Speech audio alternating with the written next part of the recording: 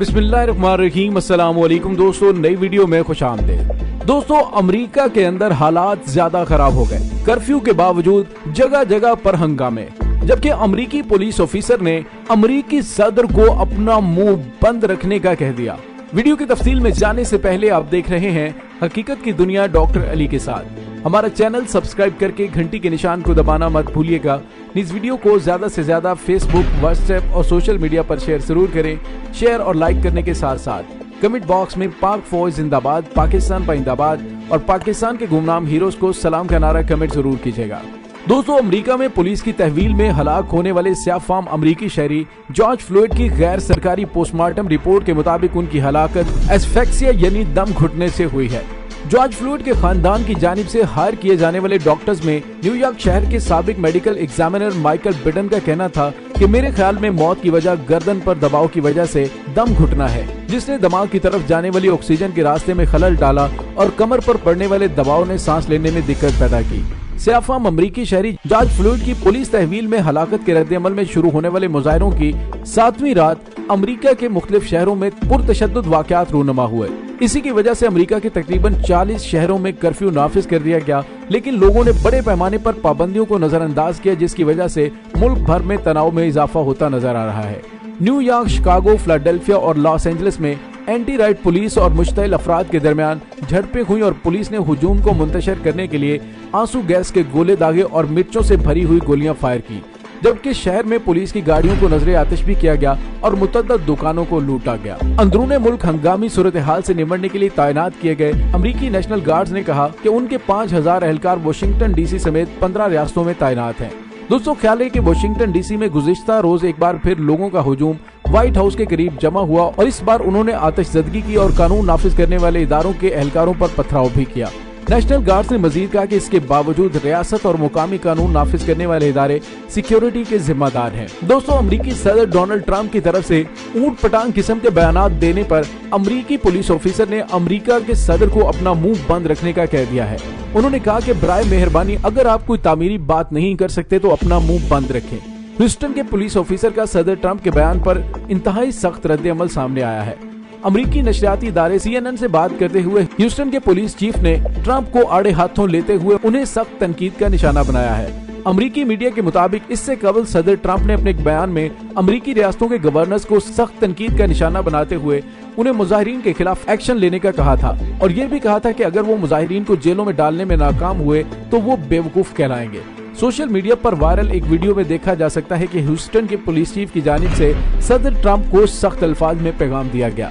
CNN से बात करते हुए पुलिस चीफ का कहना था कि वो बतौर एक पुलिस चीफ अमेरिकी सदर को पैगाम दे रहे हैं कि अगर आप कोई तामीरी बात नहीं कर सकते तो अपना मुंह बंद रखें।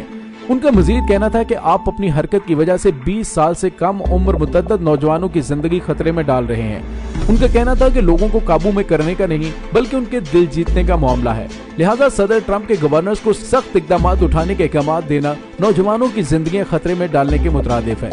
इसके अलावा अमेरिकी सदर की जानिब से सूरत हाल कंट्रोल करने के लिए फौज तलब करने के ऐलान के बाद न्यूयॉर्क के गवर्नर भी गम और गुस्से का इजहार कर चुके हैं। दोस्तों, वाज़ेह है कि अमेरिका में पुलिस के जेर हिरासत स्याफाम की मुबैना तौर पर मौत वाक़ई हुई थी, जिसके बाद अमेरिका भर में जारी मुजाहिरों में रोज बरोज शिद्दत आती जा रही है। स्याफाम शहरी की पोस्टमार्टम रिपोर्ट में भी इसे कत्ल करार दिया गया। दोस्तों, याद रहे कि रिपोर्ट आने के बाद इतवार के रोज पुलिस की गाड़ियों में तोड़फोड़ और आग लगाने के मुतअद्दिद वाक़यात रूनुमा हो चुके हैं। एंटी राइट पुलिस अफसरान आंसू गैस के गोलों और फ्लैश बैक ग्रेनेड से उसका जवाब देते रहे। फिलाडेल्फिया में मुकामी टीवी चैनल्स ने लोगों का पुलिस की गाड़ियां तोड़ते और कम से कम एक दुकान को लूटते दिखाया। कैलिफोर्निया के सेंटा मोनिका से भी लूट मार की इत्तला मौसूल हुई है। अमेरिकी सदर डोनाल्ड ट्रंप ने ट्वीट किया कि अभी फिलाडेल्फिया में लॉ एंड ऑर्डर की सूरत हाल ये है कि वो दुकानों को लूट रहे हैं, हमारे अजीम नेशनल गार्ड्स को बुलाएं। मिनियापोलिस में जहां जॉर्ज फ्लॉयड ने अपनी जान गंवाई, वहां पर एक लारी ड्राइवर को गिरफ्तार किया गया जिन्होंने मुबैना तौर पर सड़क पर खड़ी रुकावट की खिलाफ वर्जी की थी और एक बड़ी शाहराह पर यकजा मुजाहिरीन के हुजूम की तरफ तेज रफ्तारी से गाड़ी दौड़ाने वाले थे। सोशल मीडिया पर पोस्ट की गई फुटेज में गाड़ी रुकने के बाद दर्जनों अफराद के गाड़ी के गिर्द देखा जा सकता है जो ड्राइवर को उसकी सीट से खींच रहे हैं। मामूली चोट के बाद ड्राइवर को हॉस्पिटल ले जाया गया। इसके अलावा फौरी तौर पर दीगर हलाकतों की कोई इत्तला नहीं है। दोस्तों, अमेरिकी सदर डोनाल्ड ट्रंप ने फिस्तायत मुखालिफ ग्रुप एंटीफा को दहशतगर्द तंजीम करार देने का ऐलान किया है। ट्विटर पर उन्होंने इस फैसले का पैगाम दिया, ताहम ये वाजे नहीं किया कि वो कब और कैसे एंटीफा को दहशतगर्द तंजीम करार देंगे। सदर ट्रंप ने तंजीम को अमेरिका में जारी हंगामे शुरू करने का जिम्मेदार ठहराया, जो मुल्क के मुख्तलिफ शहरों में स्याफाम शख्स जॉर्ज फ्लॉयड की मौत के बाद शुरू हो गए थे और उसके नतीजे में कई शहरों में कर्फ्यू नाफिज हो गया।